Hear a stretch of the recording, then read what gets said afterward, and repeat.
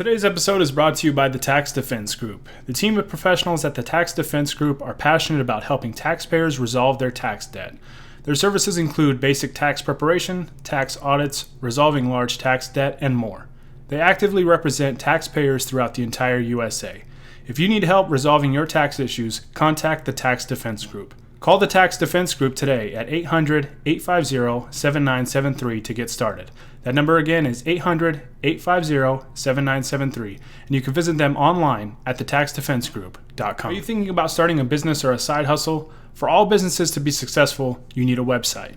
Writer Junkie offers website development, content writing, and SEO services for business websites. Call Writer Junkie today at 805-587-7966. And you can visit them online at writerjunkie.com. We recently launched our website, ucaststudios.com. With articles about sports, special interest topics, and more, we have some cool stuff on our site. To read our content, please visit ucaststudios.com.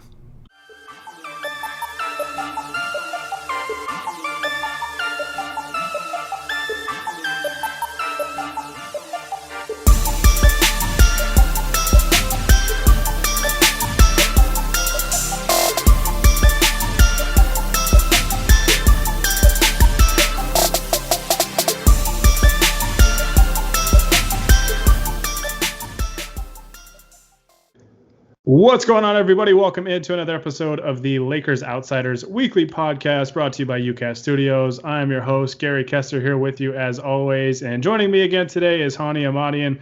Honi, big day for you. Your Raptors just narrowly avoided a 0-3 hole to the Celtics. Congratulations, by the way. Yeah, I mean, it feels good to finally get in the W column in the second round. I will give you my condolences as a Celtics fan. I know that you're hurting after that. Excuse me, do you see where I'm sitting right now? For those of you that can't see this, I am sitting at Staples Center. I don't know why it's filled with fans and there's teams on the court. I thought the Lakers were in Orlando, so I'm a little concerned about Game 1 since the Lakers have to travel from LA to Orlando. I got to get this up on. The best part of this is a bit that only you and I understand. I was going to say, now I have to post this on YouTube or nobody's going to understand what the hell I'm talking about. So that's great. I'm chilling with my pals Jonah and Kobe right now. You got Meta chilling over your shoulder too. He's keeping an eye on you. Yeah. Which that DJ Banks back there? I can't tell. Yeah. My God. But yes, great night. It is a great night. The Clippers are steamrolling the Nuggets, which I think we all kind of expected to happen. But the Raptors finally got on the board. But this is not a Raptors podcast. This is a Lakers podcast. We just enjoy talking about the Celtics' demise a little bit, especially when there's 0.5 seconds left and they're up by 2 and they give up a 3. So beautiful. But tomorrow, by the time we're recording this, probably today by the time you're listening, the big boys get going again. The Lakers are back in action against the Rockets. So we're going to preview that series today, kind of go over a couple different points, and then we're going to give you our series predictions at the end of this. And I just want to throw it out there that I am perfect on my predictions so far. I said Lakers in 5. Honi said Lakers in 6, so he gets like half a point for that first round series. A for effort, but B- for execution. So gave Portland a little too much credit there. As I do in every walk of my life, I try to set the expectations lower than they should be. I'm just looking out for the people. Hey, I'm just saying, a great man said tonight, I don't shoot to miss. That's a good point. You win. You win this round. Yes, nailed it. All right. As always, guys, before we dive into this, be sure to subscribe to Lakers Outsiders and UCast Studios on YouTube and wherever you get your podcasts, whether that's Apple Podcasts, Podbean, Spotify, wherever. You can find Lakers Outsiders and UCast Studios there. And be sure to leave us reviews on those as well. That helps us out tremendously. We really appreciate that. With Lakers Outsiders, of course, you can follow us on Twitter and Instagram, just at Lakers Outsiders. You can like us on Facebook, and, of course, get all of our content up on LakersOutsiders.com. You can follow Honi on Twitter at HONIAHM, and you can follow me at Gary Kester. All right, Lakers Rockets. Lakers, big underdogs again. Not really, but kind of, sort of. I feel like the mood has changed a little bit than really about 2 weeks ago. I think 2 weeks ago, everybody was saying, oh, the Lakers better hope the Rockets don't advance or they're in big trouble. What's your confidence level at right now going into the second round matchup with the Houston Rockets? Again, I am the type of person to set expectations lower, but I am feeling a lot more confident than I thought I would. I don't know if that's because I've seen some wild takes on Twitter that are making me just really, really hopeful that the Lakers steamroll the Rockets. I don't think it's going to be an easy series by any means. I don't think it's going to be a sweep. I don't think it's going to be 5 games. Lakers in 2. Exactly. But I do feel pretty strongly that the Lakers have the much more reliable stars. If you're comparing LeBron to James Harden and you're comparing Anthony Davis to Russell Westbrook, I don't think it's much of a stretch to say that LeBron and AD are more reliable. There's always a chance that Harden goes off and has a better game than either of those two guys. There's a chance that Westbrook goes off like he did against the Lakers a few weeks ago. But I have more trust in the Lakers stars, and I have more trust in the way that they play for it to be just consistent. The Rockets are a team that, rightly or wrongly, they've kind of put all their chips on the table in this 3-point shooting tactic, and a lot of times that's going to lead to wins because they just shoot a ton more threes than the other team, and if they're hitting them, then they're going to win. They're going to have a massive advantage on that end of the floor. And if they're hitting threes and you're countering with hitting twos, then it's obviously an advantage for them. But it goes the other way where they have these long stretches where they can go cold, and they're not really a great shooting team as one that takes so many shots. I think they took 53-point attempts in 3 of the 7 games in the first round. They shot more than, I think, 44 in every single game. Your best shooter is Ben McLemore, who might not be able to stay on the floor because of his defense, although he's improved in that. And then after that, it's probably PJ Tucker, as long as it's in the corners. They're not a great shooting team, and so to me, it's just having a little bit of confidence in the Lakers that regardless of what happens, you kind of know what they're going to produce. And as long as the Rockets don't go, just massive inferno from 3-point range in 4 games out of 7, I think the Lakers win. I think legitimately, I think that the only way the Rockets win this series is that they win that 3-point battle by 20, 30 points in 4 games of a series. Yeah, it's really interesting because we've really only seen this matchup one time. Because when they played in their seeding game in the bubble, LeBron didn't play. The Lakers just weren't at full strength, and obviously this should be a very favorable matchup for LeBron because the Rockets just don't have any rim protection. Their center is PJ Tucker, who would be the starting 2 guard for the Lakers basically if he were a starter for LA. But yeah, it's such a funky matchup, and I think that's why I've gone back and forth on this matchup. I don't know. But going into the seeding games, I kind of thought I wasn't as scared of Houston that a lot of Laker fans were, just because I know it's a funky matchup, but I just don't think they have anybody to stop LeBron and AD. And that's kind of what we said in the last series too. It's it's a matter of, can you shut down the two main guys for Portland, right? Mm-hmm. Obviously a little bit different here. The Rockets, a little more emphasis on the 3, even though Portland was a 3-point heavy team. This is just such a weird matchup because Portland played with 2 traditional bigs, right? They started Nurkic and Whiteside, and the Rockets don't. They don't play with anything. It's 5 out all the time. They spread you out, and they either want layups or 3-pointers. There's no mid-range. With Portland, they'll take some mid-range stuff, Carmelo Anthony especially, but it's really funky, and I don't blame Laker fans at all for being a little concerned about it, just because it is so funky. I think on paper, Yeah, the Lakers should win this series, and I feel like they should win it fairly convincingly. But with the playoffs, man, especially with it's all about matchups. It's all about matchups. I think we're seeing that with the Raptors and Celtics. Like the Raptors, number 2 seed in the Eastern Conference, and they just played great basketball all year. But for whatever reason, the Celtics just give them a lot of problems. Mm-hmm. And sometimes that's what it's all about. I mean, look at, I think it was 2007, the year that the Warriors upset the Mavs, the 8 seed over the 1. The We Believe Warriors, which are now the We Believe Lakers, but it was just a bad matchup for the Mavs. The Mavs were so good that year, but for whatever reason, the Warriors just had their number, and they learned the hard way in the playoffs that translated over.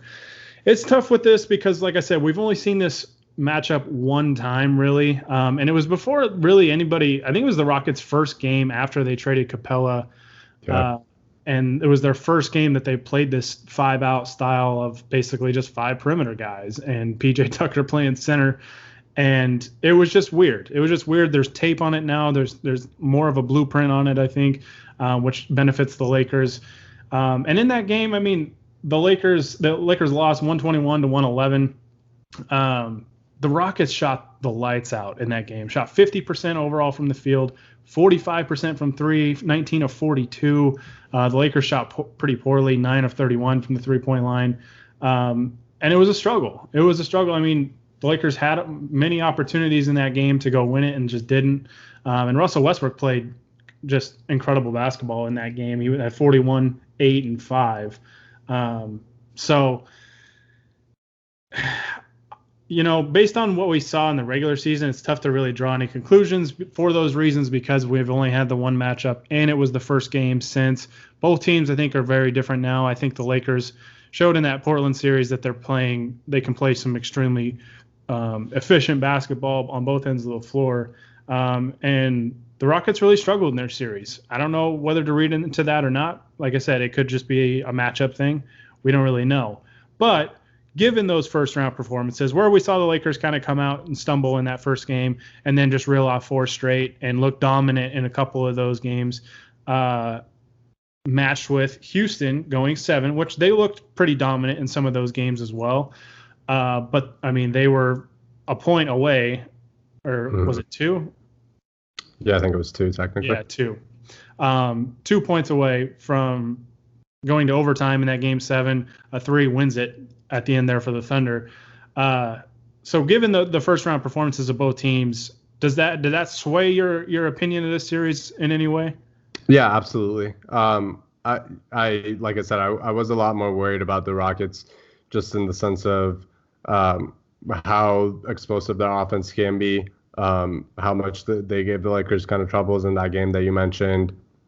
And, their defense, is legitimately a strength of the team. And I think their defense might actually be more of a reliable weapon for them than their offense is, just because they seem to bring it on the defensive end more often than, offensively where they might go cold.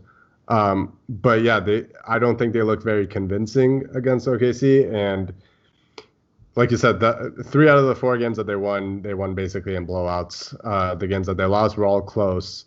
I don't know how much you can take away from that. Maybe you can have some conversations about how they perform in the clutch. And I think those are fair. I don't think Harden really was great. Other than Game 7, he was pretty amazing in the last few minutes of that game. But in the 3 games that they did lose to OKC, I don't think he was great down the stretch. Westbrook is a guy who will either carry you or kill you. And so I left the second round not being totally convinced by their play. That said, I do still think they're legitimately very dangerous, and I think I made the point after the first two games when they won and they looked like they were on the verge of sweeping the Thunder. I very privately had the thought that they might be more of a danger to the Lakers making the finals than the Clippers would be. I don't think I believe that anymore.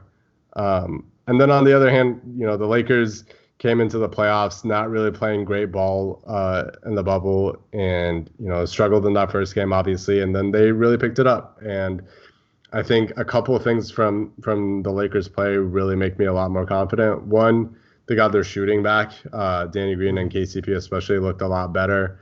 I think if Kyle Kuzma also kind of gets the shooting back to where he was in the bubble before the playoffs, and hopefully if role players like Alex Caruso, who I think is going to be really important because I think the Rockets might be willing to kind of lay off of him and let him shoot. If those guys knock down their shots, that's huge. And I'm a lot more confident that they will be able to after the first round than I was before it. And then the other thing, I was really happy with how they adjusted to using Anthony Davis. And I think AD might be the biggest key in this series. Like you said, he's being guarded by PJ Tucker. He's got like a half a foot on that guy. But Tucker also, I think, out of anybody who guarded AD for a big number of possessions this season, I think he was by far the best defender. And part of that is because the Lakers really settled for those post-ups. And we've been kind of hammering on it forever that when AD's got a smaller guy on him, you don't really want him posting up because he doesn't move those guys on the block very well. Their center of gravity is low to the floor. They don't get moved much. And Tucker is just like a big boxy dude. Like, you're not going to move him. Sure, you can shoot over him, but as great as AD shot in the first round, I don't really want to rely on that. He was also one of the worst jump shooters in the league the entire season, so I don't want that to be the Lakers' main source of offense. So I think based on how they played in the last 4 games against the Blazers, where they got AD the ball on the move with space going towards the rim, that makes me really confident that he'll be able to kind of take advantage of that matchup. Because if he gets to the rim, then yeah, PJ Tucker's not going to be able to do anything other than foul him, and he's a great foul shooter, so who cares? It's just a matter of actually getting into those positions, making sure you get a good shot, making sure you don't get the ball stolen from you by a smaller guy that's going to be able to pester your dribble. And Tucker is just a really aggressive dude. We know refs tend to kind of give smaller guys the benefit of the doubt when they're guarding bigger guys. So all of those things are a factor.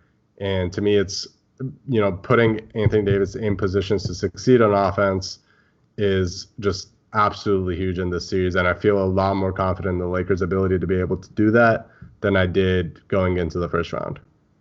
Yeah, no, you brought up a good point that I think we've talked about on here before. That the Lakers,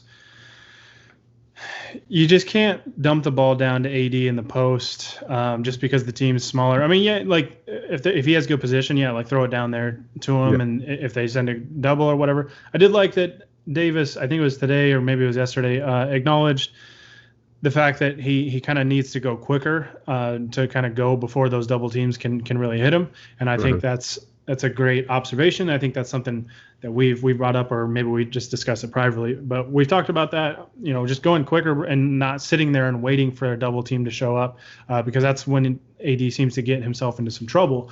But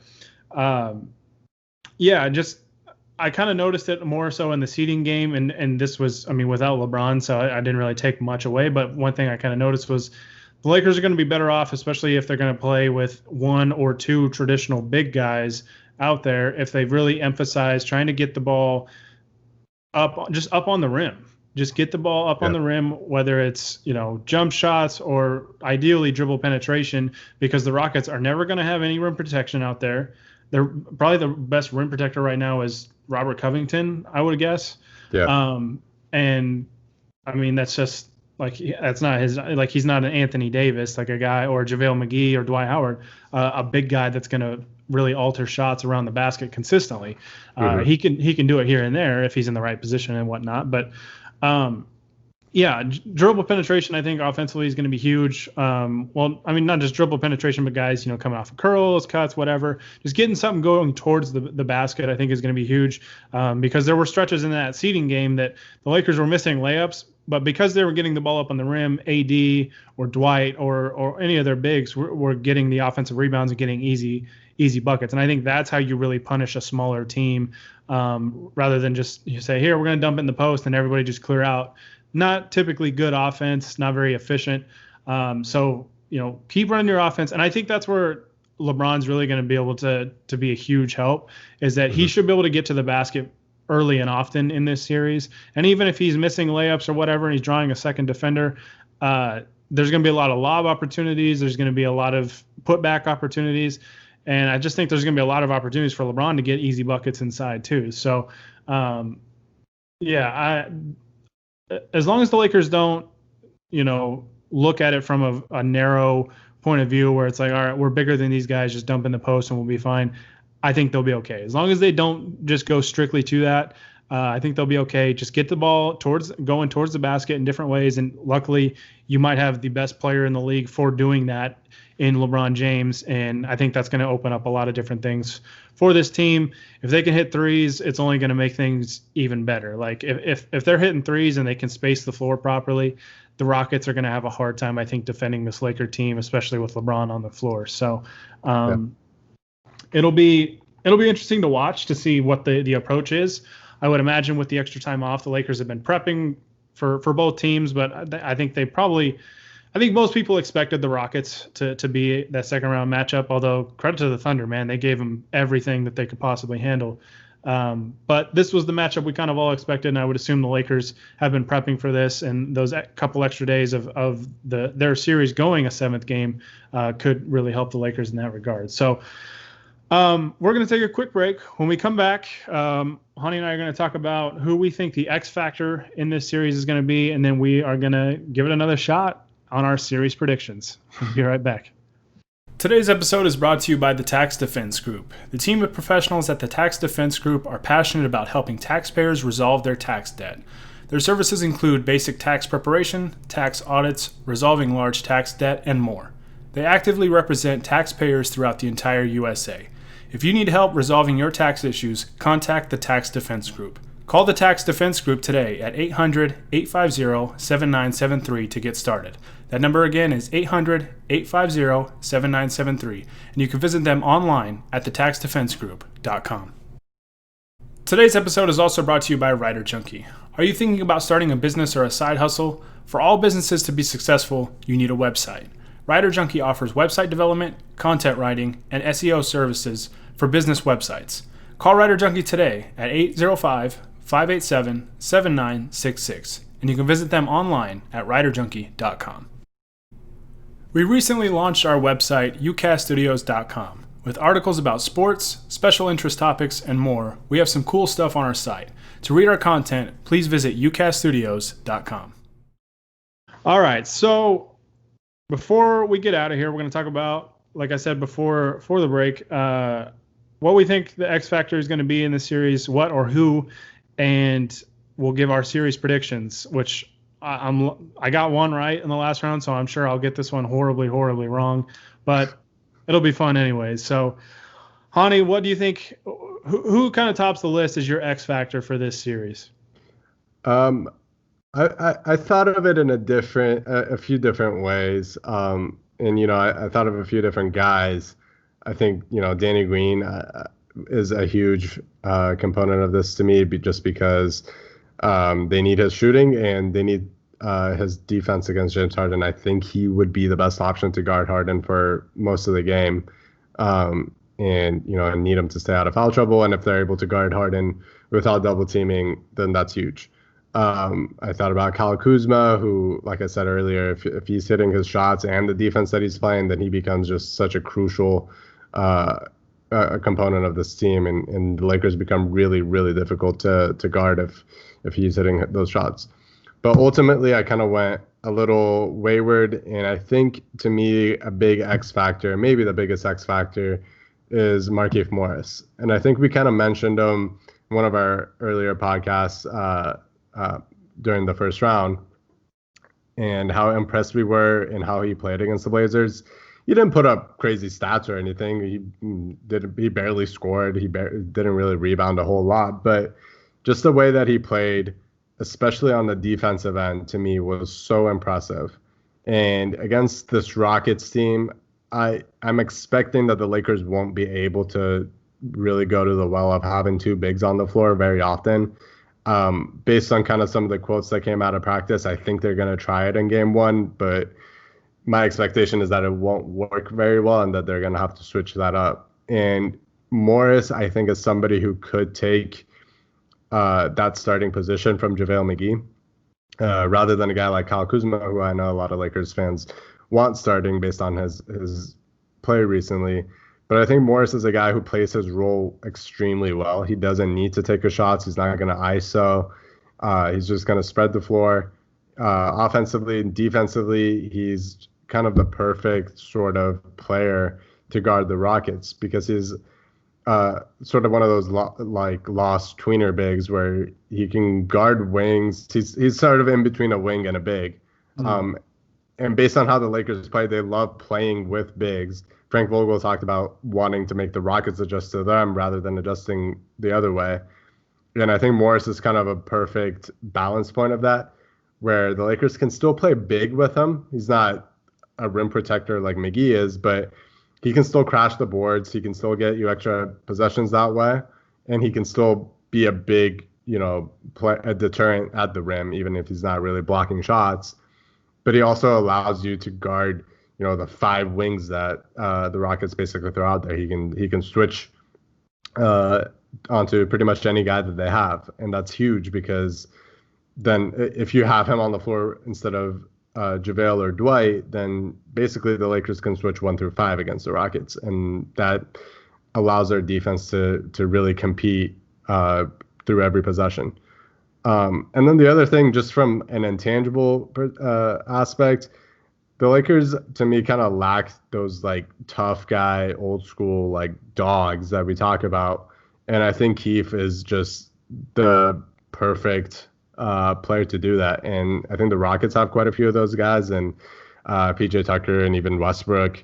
And I think matching that intensity throughout an entire game, throughout an entire series, not that I don't expect the Lakers to come out and play hard, but it's just kind of a different sort of mentality. A guy who will muck it up. He'll stand up for his teammates, maybe get in a fight here and there, whatever. But I think that mentality. Just here and there, though, not all the time. Yeah, just a little bit as a treat. But it's silly, but at the same time, on playoff teams, I feel like every good playoff team has that sort of guy. Mm-hmm. And I think he being that enforcer for this team is huge. And he's a guy that, especially if he plays with some bench lineups as well, I think he can make sure that they kind of hold that mentality when, say, LeBron is off the floor, so that they're not really letting their foot off the gas. I don't know how much he's going to play, but my expectation is, based on how I think the Rockets will play this series, that Marquis is going to have a pretty big role. Yeah, no, I totally agree. And I mean, we kind of noticed it, and I remember we talked about it after a couple games into his tenure as a Laker, after the Lakers acquired him. He just allows the Lakers to have so many different lineup combinations and just be really flexible and versatile on both ends of the floor. And I think this series is where you're going to see that. I mean, he was the guy I would have picked too to be the X factor because of the things that you mentioned. I think not only his ability to switch different positions defensively, but also provide floor spacing for the Lakers and that toughness that he brings and all that stuff. I totally agree that Marquis Morris is going to be a very important part of this series. If the Lakers dominate with 2 bigs, great. But I'm expecting that they'll be better with just 1 big and kind of a stretch 4, which the Lakers, like you said, Honi, they can still be big with Marquis out there. At the 4, you could theoretically have him at the 4, AD at the 5, or Dwight at the 5, LeBron at the 3, Kuzma at the 2. Danny Green at the 2. You can do all these different combinations because you have Marquis Morris out there. Just gives you a lot of different options, a lot of different kind of combinations that Vogel can play with, and I think it just makes the Lakers more versatile as a team. Just his presence out there and the skill set that he brings. Like we said, didn't put up monster numbers by any means in that Portland series, but you could tell that when he was on the floor, that it made a difference. It definitely made a difference both defensively and offensively. And I would expect the same in this series. I think he's going to be a big part. So I agree with you that he is going to be a big X factor in this series. Since you picked the guy I was going to pick, I'm not picking one player. I mean, you spoiled like 2/3 of them already. But to me, it's Danny Green, KCP, and Kyle Kuzma. To me, and it's more specifically their 3-point shooting. I trust all three of those guys to play defense, especially Kuzma now all of a sudden in the bubble has been really, really impressive defensively. KCP, I think, is going to do a pretty good job defensively. I think he's going to probably get some time guarding both Harden and Westbrook. I probably feel a little more confident with him guarding Westbrook than I do Harden, just because KCP with bigger, stronger players that he's guarding typically tend to kind of struggle. But that's also like bigger wings, like Kawhi Leonard, who's bigger than James Harden is. But I think those three, as long as they can hit their shots, man, because I think there's going to be a lot of open 3-point shots for those guys. And as long as we don't have a repeat of game 1 of the Portland series, I think this team is going to be just fine. I'm a lot more confident in this series than I was heading into the first round, just because the Lakers shooting sucked pretty much the entire seeding game, entire series or seeding games, the 8 seeding games. But their defense was good when it needed to be, and that's kind of how they got by. Game 1 rolls around, the shooting still sucked, and it was becoming a little worrisome.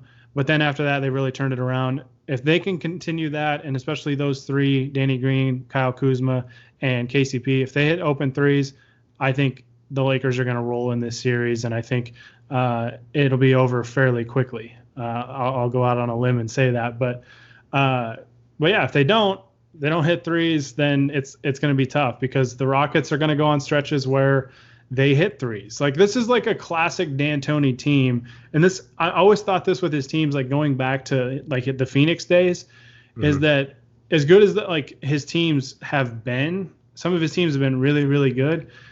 They'll put on a 10-0 run in the blink of an eye, but they're also very susceptible to giving you 12 straight points the other way. So if you're the Lakers, don't get frustrated if the Rockets hit 3 straight threes and put 9 points on you in under 55 seconds or whatever.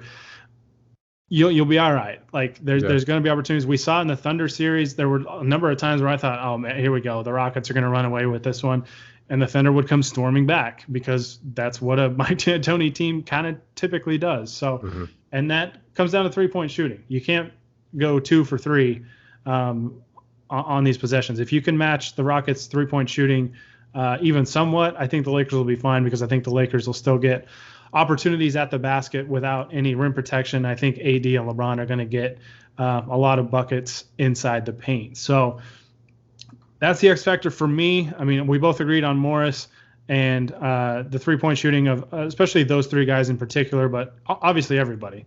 I just want the Lakers to shoot 100% from the 3-point line on 60 attempts per game, and we'll be okay. I will go out on a limb and say that if the Lakers shoot 100% from 3 this series, that they have at least a 50% chance of advancing. If the Lakers have one game where they go 100% from the 3-point line with over 10 attempts, I will buy everybody that comments on this video on YouTube a Popeye's chicken sandwich. You heard it here, folks. It's got to be 100%. I'm going to be the minimum 10 attempts. I'm going, as soon as this gets uploaded, I'm commenting first. So yeah, Lakers, hit your threes, and you get to hurt my wallet a little bit. But I will be glad to buy some Popeye's chicken sandwiches. I will definitely buy one for me, because I'm going to comment on it too, just to say that I did. So, exactly. All right. Series prediction time. Cool. I got a full point for the first series. You got half a point for picking the right winner. Games, you were 1 game off. So, I mean, we'll give you 0.75 points. I'm making up this point system as I go. What's your official series prediction for Lakers Rockets? I'll say this. I came into the playoffs and into the first round expecting it to be a 7-game series. I'll now give the Lakers an extra game. I think it's Lakers in 6. All right, we're gonna stick to the script from the first round. I'm gonna say Lakers in 5. Woo, spicy. I'll even be specific with the games that I think are won. I think the Lakers go up 2-0. Okay. Rockets win game 3. Lakers win the next 2 after that. I'll go. I think the Lakers win game 1. And by the way, I wanted to make this point. I really hope they win game 1 because they really should. The Rockets just came off a 7-game series and have 1 day of rest in between. And the Lakers have been sitting and playing Madden for the last week. I really hope they win game 1. Anthony, we're wondering, are you guys watching this series? Like, and then Anthony Davis is trying to get mini maps back on Call of Duty. So he's tweeting about lobster bisque. I'll say Lakers win game 1, Rockets win game 2 just to get us a little nervous. Lakers win 3 and 4, Rockets win 5, and Lakers win 6. All right. There you have it. Watch Lakers win in 7 now to prove us both wrong. At least we'd get the old half a point. Yeah. According All to right. Lakers in 5. Honi says Lakers in 6. We'll see. As long as it's Lakers at anything, I'll be totally fine. Would not be mad at Lakers at 4, by the way. If they want to call it after 3 too, I mean, I'll take it. I mean, Lakers just win 3 dominant games, blow them out, and the Rockets just say, screw this, and they just leave the bubble. Cool. I'll take that too. If it's Lakers in 3, I'll buy all of our Twitter followers Popeye's chicken sandwiches. All 15,000 of them. All right. Well, if the Lakers go up 3-0, I'm going to call the bubble hotline, the snitch line, and tell them that all the Rockets players were outside the bubble getting chicken wings. All right, that's going to do it for us this time. Thank you guys so much for listening. I will be gone for the first 2 games. I will be out of town. Still be watching the games, but I just won't be able to record these podcasts. So Honi will be kind of taking over the ship. So Honi, I expect a 2-0 series lead when I come back. If not, we have to have a serious discussion, my friend.